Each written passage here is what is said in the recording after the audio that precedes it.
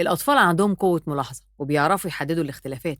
أنا مي دويدار ونظرة أخصائي. اكتشاف الاختلافات بتستخدم كطريقة من طرق التعليم في الحضانات. بيستخدموا صور وفيها اختلافات بسيطة والطفل يطلعها. صورة الجنينة في الصيف والشتاء. ممكن نستخدم الكاميرا ونصور صور حقيقية للشارع قبل تنظيفه وبعد تنظيفه ونسأل إيه الفرق. أجيب صور لحيوانات مختلفة وأسأل إيه الفرق، زي الفيل كده والزرافة. إيه اللي بيحصل لو حطيت الإزازة في التلاجة؟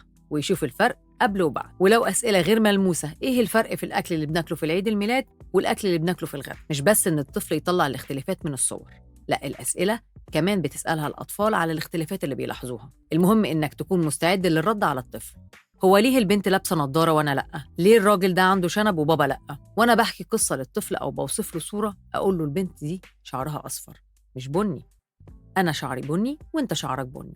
الشعر ممكن يكون أسود أو بني أو أصفر. ولو مرحلة أصعب، أزود معلومات عن الأشخاص والجنسيات المختلفة وألوان شعرهم. في مرحلة متقدمة، أجيب صورتين متشابهين بس مختلفين في التسمية، يعني هي البرتقانة بس اللي مكتوب مختلف في اللغة، وهنا أعلمه الكلمتين بلغتين. اكتشاف الفرق ممكن يكون بالصور أو الحكي أو الاسترجاع، بس للأطفال الصغيرين لازم يكون النشاط ملموس وبالصور، لأنه بيزود التركيز والتفكير والتحليل وملاحظة التفاصيل.